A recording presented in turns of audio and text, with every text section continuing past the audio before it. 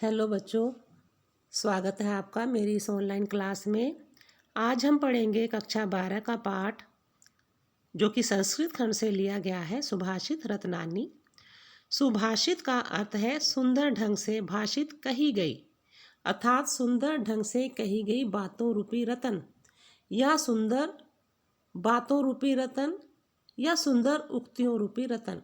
तो वो सुंदर बातें, वो सुंदर उक्तियाँ जो हमारे जीवन को सुंदर बनाती हैं, व्यक्तित्व को निखारती हैं, चरित्र का विकास करती हैं, उन सभी सुंदर बातों का वर्णन प्रस्तुत पाठ में किया गया है। बच्चों, इससे पहले कि पाठ प्रारंभ करूं, अगर आपने अभी तक मेरा YouTube चैनल सब्सक्राइब नहीं किया तो कर दीजिए और साथ ही साथ बेल आइकन दबा दें, जिससे आपको मेरे आने वाली वीडियोस का नोटिफिकेशन मिलता रहे और आप किसी भी चीज़ से वंचित ना रहें। बच्चों, जब मैं आपको पाठ पढ़ाती हूँ तो मैं साथ के साथ आपको विभक्ति और वचन भी बताती हूँ। उससे आपका 2 नंबर का जो प्रश्न यूपी बोर्ड कक्षा 12 में आता है सामान्य हिंदी में, उसकी भी आपकी तैयारी हो जाती है। तो चलिए प्रारंभ करते हैं। सुभाषित रत्नानी। प्रथम श्लोक है, भाषासु मुख्या मधुरा दिव्या गिरिवाण भारती तस्या ही मधुरम काव्यम तस्मादपि सुभाषितम। भाषासु, बच्चों इसमें सप्तमी विभक्ति बहुवचन है और सप्तमी विभक्ति बहुवचन का कारक चिन्ह है में, पे या पर। तो इसमें हम लगाएंगे सभी भाषाओं में। गिरवाण भारती, गिरवाण भारती अर्थात देववाणी। देववाणी किसे बोलते हैं? संस्कृत को।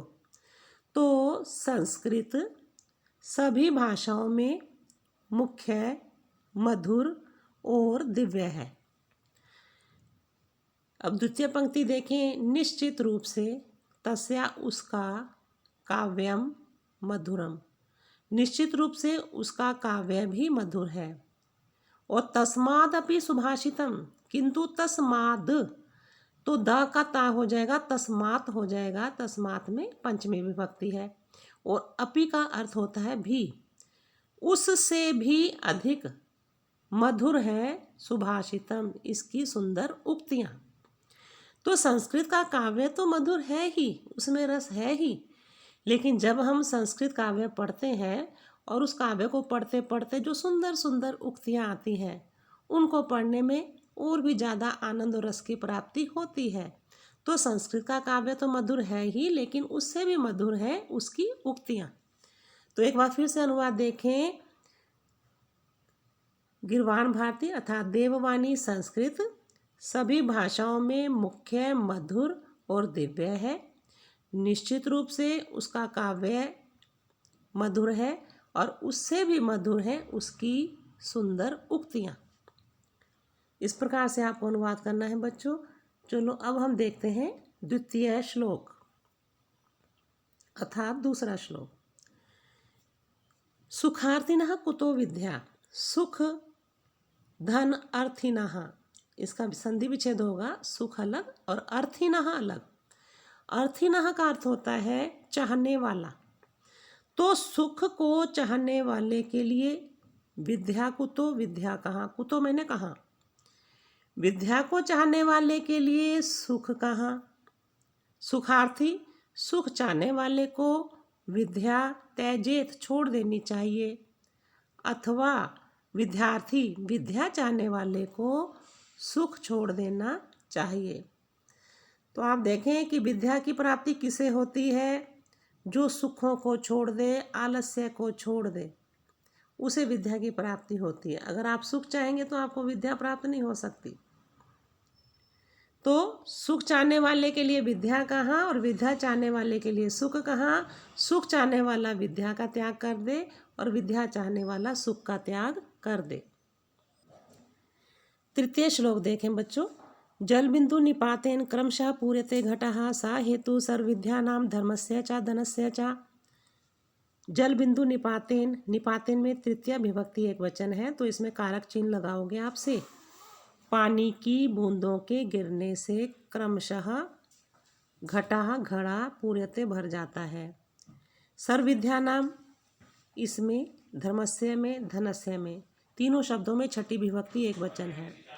तो सभी विद्याओं का, धर्म का और धन का सा हेतु, हेतु मैंने कारण, यही कारण है। अर्थात धीरे धीरे प्रतिदिन करने से सभी विद्याओं की प्राप्ति हो जाती है। प्रतिदिन अच्छा कर्म करने से धर्म में वृद्धि होती है और प्रतिदिन थोड़ा थोड़ा संचय करने से धन का घड़ा भी भर जाता है। तो सभी विद्याओं का, सभी धर्म का, सभी धन का यही कारण है। क्या कारण है? कि जिस प्रकार एक एक बूंद से घड़ा भर जाता है, उसी प्रकार से धीरे धीरे संग्रह करने से सभी चीज़ों का संग्रह हो जाता है। तो एक बार पुनः देखें अनुवाद कि क्रमशः लगातार पानी की बूंदों के गिरने से घड़ा भर जाता है। सभी विद्याओं का, धर्म का और धन का सा हेतु यही कारण है। चौथा श्लोक देखें। मूर्खों का समय कैसे बीतता है और बुद्धिमानों का समय कैसे बीतता है। कहते हैं धीमताम, धीमतम काव्य शास्त्र विनोदय कालो गच्छति धीमताम व्यसनेन च मूर्खानाम निद्रया कलहेन वा। धीमताम बुद्धिमान व्यक्तियों का कालो समय काव्य और शास्त्रों की चर्चा रूपी विनोदन मैंने मनोरंजन से गच्छति बीतता है। मूर्खा नाम चा और मूर्खों का समय व्यसनेन, उसका अर्थ है बुरी आदतों से, निद्रया नींद में, अथवा कलहेन, कलहेन का अर्थ होता है लड़ाई झगड़े से बीतता है। तो एक बार पुनः देखें। बुद्धिमान व्यक्तियों का समय काव्य और शास्त्रों की चर्चा रूपी मनोरंजन से बीतता है और मूर्खों का समय बुरी आदतों, नींद अथवा लड़ाई झगड़े में बीतता है। तो अब आप देखें बच्चों, आप अपना समय कैसे बिताते हैं? अच्छे शास्त्रों के पढ़ने से अथवा बुरी आदतों से या नींद से अथवा लड़ाई झगड़े में। तो समय का सदुपयोग सदा अच्छी चीज़ों के साथ ही करना चाहिए। बच्चों 5वां श्लोक देखिए। न चोरहार्यम नाचा राजहार्यम न भातृभाज्यम नाचा भारकारी वै कृते वर्धते नित्यम विद्याधनम सर्वधनम प्रधानम। विद्याधन सभी धनों में प्रधान है, सबसे बड़ा है। क्यों है विद्याधन सभी धनों में बड़ा? कि ना चोर हार्यम, ना तो इसे चोर चुरा सकते, चा और ना ही राजहार्यम, राजा इसे छीन सकता, ना भात्र, भात्र मैंने भाई, भाज्य मैंने बांटना, ना ही भाई इसे बांट सकता है, और ना ही ये भारकारी, भार स्वरूप है। नित्य प्रतिदिन व्यय करते, खर्च करने पर वर्धते एव बढ़ता है। तो ना चोरहार्यम, ना चोर द्वारा चुराया जा सकता है और ना राजा द्वारा छीना जा सकता है, ना भाई द्वारा बांटा जा सकता है और ना ही भार स्वरूप है। प्रतिदिन खर्च करने पर बढ़ता है। विद्याधन सभी धनों में प्रधान है।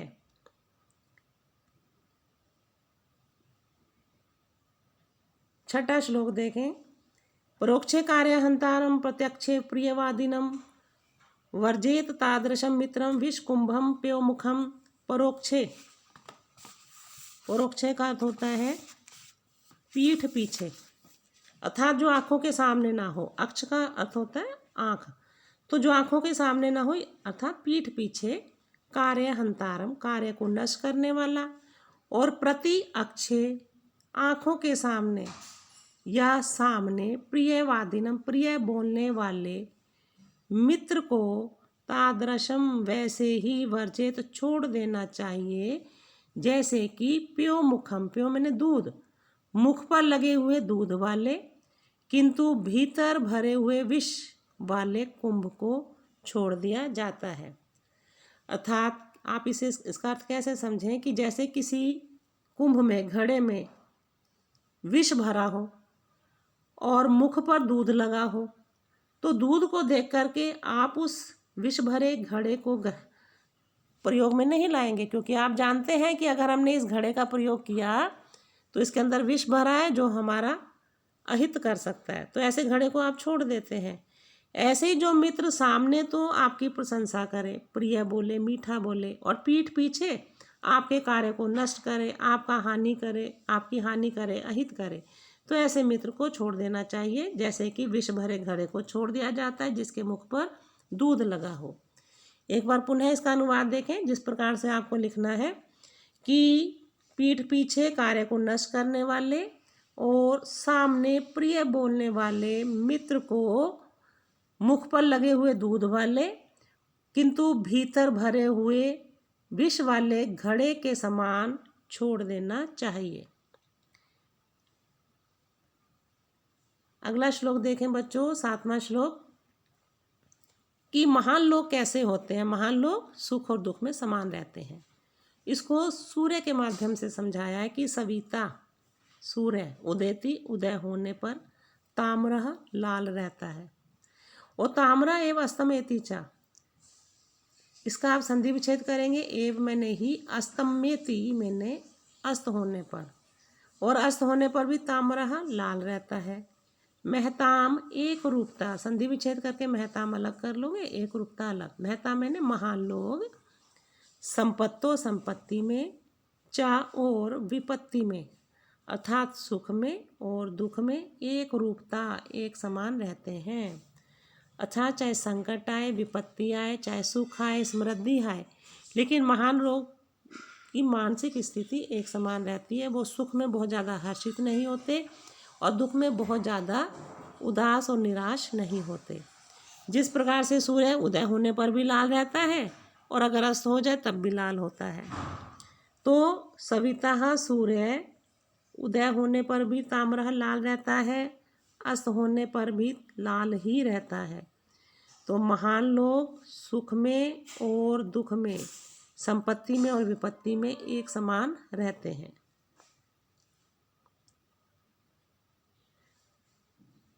8वां श्लोक देखें बच्चों, विद्या विवादाय धनम मदाय शक्ति परेशान परिपीडनाय खलस्य साधो विपरीतम एतम ज्ञानाय दानाय च रक्षणाय। सबसे पहले आप शब्द देखें कि विवादाय, मदाय, परिपीडनाय, ज्ञानाय, दानाय, रक्षणाय, इन 6 शब्दों में चतुर्थी विभक्ति एक वचन का प्रयोग हुआ है और इसका कारक चिन्ह है के लिए।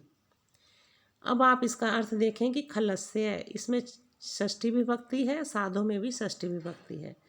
तो सबसे पहले हम दुष्ट के संदर्भ में लेंगे कि 10 खलस्य मैंने दुष्ट की विद्या, विवाद आए लड़ाई झगड़े के लिए, धन मदाए घमंड के लिए, शक्ति दूसरों को, परेशान मैंने दूसरों को, परिपीडनाए पीड़ित करने के लिए या दुख पहुंचाने के लिए होती है। विपरीतम एतत्, संधि विच्छेद करके विपरीतम अलग करोगे, एतत् अलग। एतत् मैंने इसके विपरीत, मैंने विरुद्ध, इसके विपरीत। साधो सज्जन व्यक्ति की, अब आप विद्या ऊपर से लेंगे, विद्या और नीचे ज्ञान के लिए, धन दान के लिए और शक्ति दूसरों की रक्षा के लिए होती है।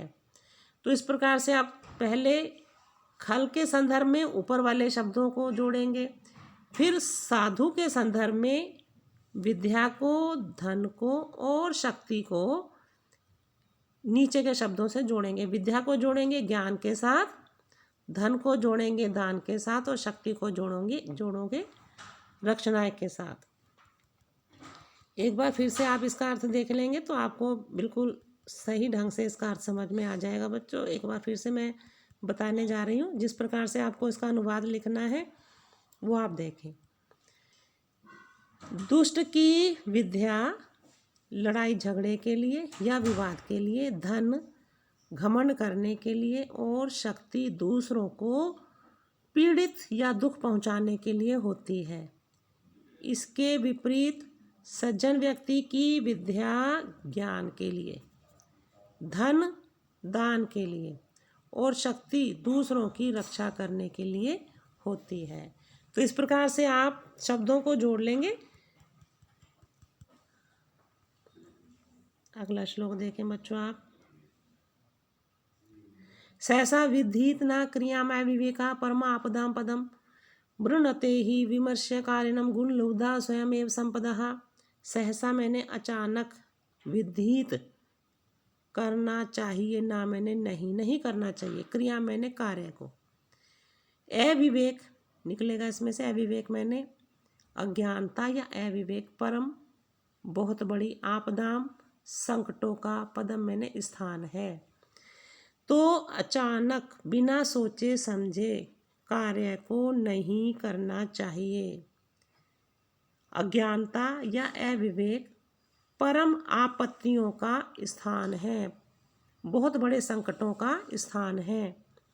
गुण लुब्धः, दूसरी पंक्ति देखें, गुणों की लोभी, संपदा लक्ष्मी, विमर्शकारिणम, विचार विमर्श या सोच समझकर कार्य करने वाले व्यक्ति को स्वयं ही वृणते चुन लेती है। तो लक्ष्मी किस व्यक्ति के पास आती है? जो गुणी होता है। लक्ष्मी गुणों की लालची है, लोभी है। जहाँ भी उसे गुण दिखाई देते हैं, जो भी व्यक्ति गुणी होता है, सोच समझकर कार्य करने वाला होता है, लक्ष्मी उसके पीछे अपने आप चली आती है। इसलिए किसी भी कार्य को जल्दीबाजी में बिना सोचे समझे नहीं करना चाहिए, क्योंकि अगर सोच समझ के कार्य नहीं किया जाएगा, जल्दीबाजी में किया जाएगा, तो कहीं ना कहीं वो हमारे लिए संकटों का कारण बन जाता है। तो कोई भी कार्य जो है वो खूब सोच समझकर विचार विमर्श करके ही करना चाहिए। एक बार फिर से देखें बच्चों, कैसे अनुवाद आपको करना है कि अचानक बिना सोचे समझे कार्य को नहीं करना चाहिए। अविवेक परम आपत्तियों का स्थान है। गुणों की लोभी लक्ष्मी सोच समझकर कार्य करने वाले व्यक्ति को स्वयं ही चुन लेती है या वरण कर लेती है। अगला श्लोक देखें कि महान लोगों के मन कैसे होते हैं। संकट के समय आने पर उनके मन ब्रज से भी कठोर हो जाते हैं और किसी के कष्ट को देखकर उनके मन फूल से भी कोमल हो जाते हैं। तो ब्रजादपि कठोरानि मृदूनि कुसुमादपि लोकोत्तराणाम चेतांसी कौना विज्ञातुम अर्हति। क्या कहते हैं? ब्रजाद अपि, ब्रजात अपि, इसमें पंचमी विभक्ति है, और कुसुमाद इसमें भी आपकी पंचमी विभक्ति है। तो ब्रज से भी, अपि मैंने भी, ब्रज से भी कठोर और फूलों से भी, फूल से भी कोमल, लोकोत्तरा नाम महान लोगों के मनों को कौन जानने में अहर्ति समर्थ है। तो ब्रज से भी कठोर और फूल से भी कोमल महान लोगों के चित्तों को, मनों को कौन जान सकता है, अर्थात कोई नहीं जान सकता। और अगला श्लोक देखें जो बहुत ही सुंदर श्लोक है कि अच्छा पुत्र वही है जो अपने अच्छे चरित्र से पिता को प्रसन्न करे। अच्छी पत्नी वही है जो सदैव अपने पति का कल्याण चाहे, हित चाहे। और अच्छा मित्र वही है जो सुख में दुख में समान रहे। और ये तीनों संसार में बड़े पुण्यशाली व्यक्तियों को प्राप्त होते हैं। यह जो सुचरिते, इसमें बच्चों आपकी तृतीय विभक्ति बहुवचन है, सुंदर चरित्र से या सुंदर कार्यों से। पितरम पिता को, इसमें द्वितीय विभक्ति है इसलिए को लगेगा, पिता को प्रीणाति प्रसन्न करता है। सा पुत्रो, ऐसा पुत्र। यद जो भर्तु एव अलग कर लोगे, एव मैंने ही, भर्तु में छठी विभक्ति है। जो पति का ही हितम, हित कल्याण इच्छति सोचती है, यह इच्छा करती है, पति का ही कल्याण चाहती है, हित चाहती है, तत् वैसी कलत्रम पत्नी। और आपदी, मापदी शब्द है, इसमें से आप तन अलग करोगे, तत् मित्रम आपदी, आपदी संकट में, चा और सुखे सुख में, इनमें आपकी सप्तमी विभक्ति एक वचन है। तो संकट में और सुख में यद जो समक्रियम समान रहे, तत् मित्रम, ऐसा मित्र। जगती संसार में एकत्रय, ये तीनों एक साथ, पुण्यकृतो, बड़े पुण्यशाली व्यक्ति को ही लभंते मिलते हैं। अर्थात वो बड़े पुण्यशाली लोग होते हैं जिन्हें अच्छा पुत्र, अच्छी पत्नी और अच्छा मित्र मिल जाए। अगर किसी के पास अच्छा पुत्र है तो पत्नी अच्छी नहीं होगी, पत्नी अच्छी है तो पुत्र अच्छा नहीं होगा, पत्नी अच्छी है, पुत्र अच्छा है तो अच्छा मित्र नहीं होगा। तो संसार में प्रत्येक व्यक्ति के पास इनमें से किसी न किसी का अभाव रहता है। लेकिन अगर किसी को ये तीनों अच्छे मिल जाए, पुत्र भी अच्छा मिल जाए, पत्नी भी अच्छी मिल जाए, सुख दुख में साथ देने वाला मित्र भी अच्छा मिल जाए, तो आप समझिए कि ऐसा व्यक्ति संसार में सबसे पुण्यशाली होता है। एक बार पुनः देखें,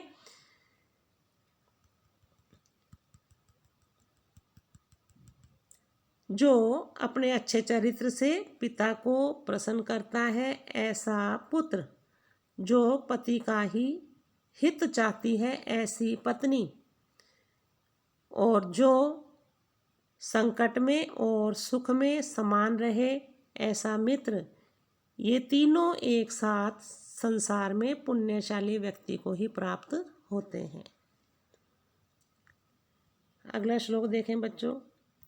कामान दुग्धे विप्रकर्षति ए लक्ष्मी। जब आप संधि विच्छेद करेंगे तो यहाँ ए निकल के ए लक्ष्मी हो जाएगा। ए लक्ष्मी का अर्थ होता है दरिद्रता। कीर्तिम सुते दुष्कृतम या हिनस्ति शुद्धाम शांताम मातरम मंगलानाम धेनुम धीरा सुनृताम वाचम आहु। यहाँ भी आप संधि विच्छेद कर लें, वाचम अलग हो जाएगा, आहु, आहु मैंने कहा है, वाचम मैंने वाणी को। तो क्या कहते हैं? शुद्धा शुद्ध, शांता शांत, मातरम मंगला नाम, मंगला नाम मातरम, मंगला मैंने मंगलों को, मातरम जन्म देने वाली, उत्पन्न करने वाली, सुनरता जो अनरत जो सत्य है, और सुनरत का अर्थ होता है प्रिय, तो सत्य और प्रिय लगने वाली, वाचम मैंने वाणी को, धीरा धैर्यशाली लोगों ने, धेनु एक ऐसी गाय आहु कहा है, या जो कामान दुग्धे, कामान इच्छाओं को, दुग्धे पूरा करती है, ए लक्ष्मी दरिद्रता को दूर करती है, कीर्ति यश को, सुते उत्पन्न करती है या यश में वृद्धि करती है, और दुष्कृतम पापों को, हिनस्ती नष्ट करती है। तो जिस प्रकार से एक गाय आपकी सारी इच्छाओं को पूरा करती है, आपकी दरिद्रता दूर करती है, आपके यश को फैलाती है, आपके पापों को नष्ट करती है, वाणी भी एक ऐसी ही गाय है। लेकिन वाणी कैसी हो? वो शुद्ध भी हो, वो शांत भी हो। जब भी आप किसी के लिए बोलें तो उसका कल्याण के लिए ही बोलें, उसके हित के बारे की बात ही कहें, लेकिन इसके साथ साथ वो वाणी प्रिय भी हो, सच्ची भी हो। तो ऐसी वाणी वो गाय है जो व्यक्ति की सारी इच्छाओं को पूरा भी करती है, दरिद्रता को दूर भी करती है, यश को उत्पन्न भी करती है, और पापों को नष्ट भी करती है। एक बार पुनः देख लें। शुद्ध, शांत, कल्याणों को जन्म देने वाली, सत्य और प्रिय वाणी को धैर्यशाली लोगों ने गाय कहा है, जो व्यक्ति की सभी इच्छाओं को पूरा करती है, दरिद्रता को दूर करती है, यश को बढ़ाती है, और पापों को नष्ट करती है।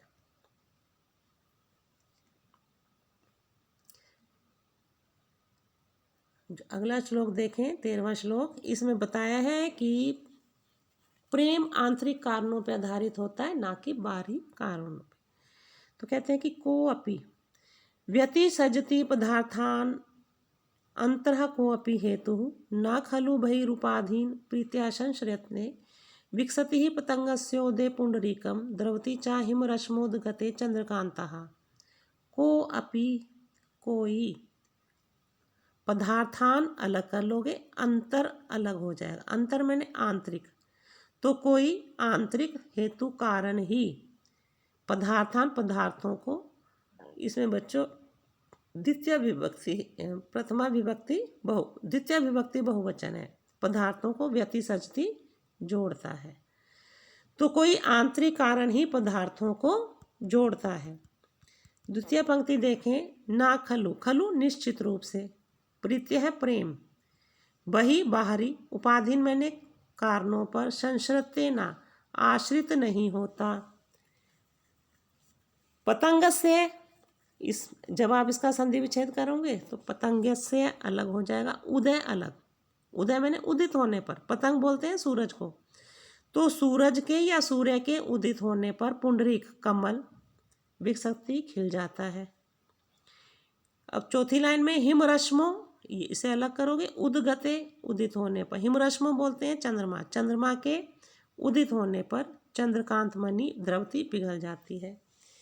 तो आप देखें कि सूर्य आसमान में है, चंद्रमा आसमान में है, लेकिन जब आसमान में चंद्रमा उदित होता है और सूर्य उदित होता है तो सूर्य उदित होने पे तो कमल खिल जाता है और चंद्रमा के उदित होने पर चंद्रकांत मणि पिघल जाती है। दोनों में कितनी दूरी है, लेकिन दूरी होने पर भी एक के उदित होने का दूसरे के ऊपर प्रभाव पड़ रहा है। तो बाहरी रूप से तो कोई कारण दिखाई नहीं दे रहा, तो इसका मतलब कोई ना कोई आंतरिक कारण है कि सूरज के उदित होने पर कमल खिल रहा है और चंद्रमा के उदित होने पर चंद्रकांत मणि पिघल रही है। तो प्रेम बाहरी कारणों पर आधारित नहीं होता, प्रेम आंतरिक कारणों पर आधारित होता है और कोई ना कोई आंतरिक कारण होते हैं जो चीज़ों को आपस में जोड़ते हैं। एक बार फिर से देख लें।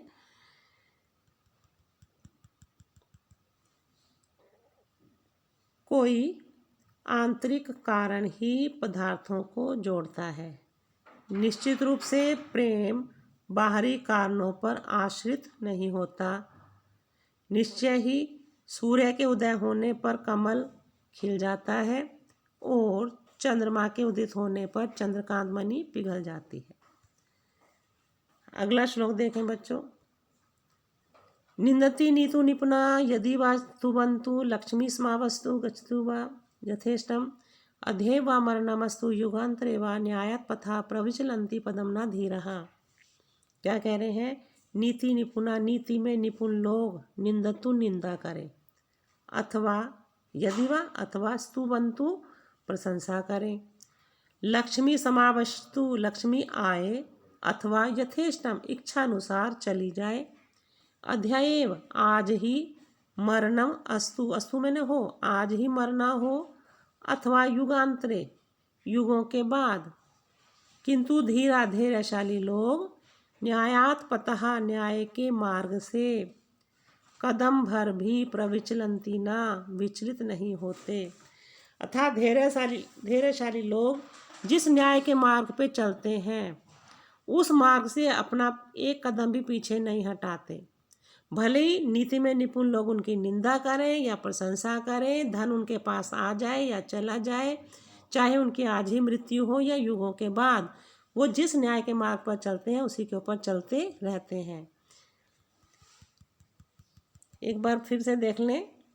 नीति में निपुण या नीति में कुशल लोग भले ही निंदा करें अथवा प्रशंसा करें, लक्ष्मी आए अथवा इच्छानुसार चली जाए, आज ही मरना हो अथवा युगों के बाद, धैर्यशाली लोग न्याय के मार्ग से पद भर भी विचलित नहीं होते या न्याय के मार्ग से अपने कदम पीछे नहीं हटाते। अंतिम श्लोक देखिए बच्चों कि राक्षसी वाणी कौन सी होती है। राक्षसी वाणी वो जो किसी का अहित करे, जो किसी का दिल दुखाए,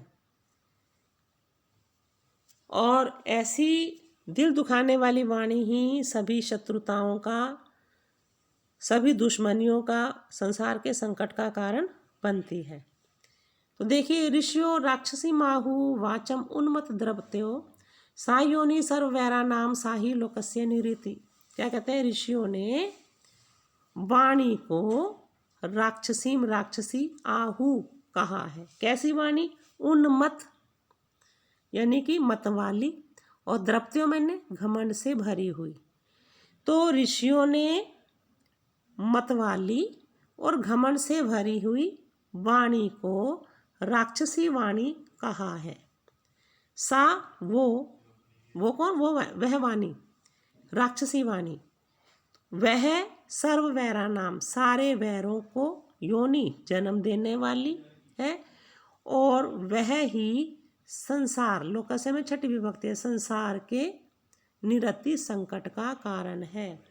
अर्थात संसार में जितने भी संकट आते हैं या संसार में जितनी भी दुश्मनियाँ उत्पन्न होती हैं, उन सब का कारण हमारी जुबान है, हमारी जबान है। हमारी वाणी है। जब हम किसी को कड़वा बोलेंगे, किसी को गाली देंगे, तो निश्चित रूप से ही दूसरे व्यक्ति को बुरा लगेगा और हमारे आपस में दुश्मनी उत्पन्न हो जाएगी और वो दुश्मनी हमारा अहित ही करेगी। तो संसार में जितने भी बड़े बड़े युद्ध हुए हैं, संकट आए हैं, उनके पीछे कहीं ना कहीं ये राक्षसी वाणी ही काम करती है। इसलिए हमें अपनी वाणी बहुत सोच समझ के अपनी वाणी से शब्दों को निकालना चाहिए। ना तो हमारी वाणी में घमंड हो और ना ही हमारी वाणी मतवाली हो। एक बार बच्चों फिर से आप इस श्लोक को समझ लें और फिर हम इस पाठ को समाप्त करते हैं। क्या कह रहे हैं? ऋषियों ने उन्मत्त, मतवाली, द्रपत्यो, घमंड से भरी हुई वाणी को राक्षसी वाणी आहु कहा है। वह सभी वैरों को या सभी शत्रुताओं को जन्म देने वाली है और निश्चित रूप से वही संसार के संकट का कारण है। तो बच्चों ये आपका पाठ समाप्त हो गया। बच्चों आपको वीडियो कैसी लगी? अगर अच्छी लगी है तो ज़रूर लाइक करें, इसे शेयर भी करें, मेरा चैनल भी सब्सक्राइब करें। आपका सब्सक्रिप्शन हमें अच्छी अच्छी वीडियो बनाने के लिए और ज़्यादा मेहनत करने के लिए प्रेरित करता है। धन्यवाद बच्चों।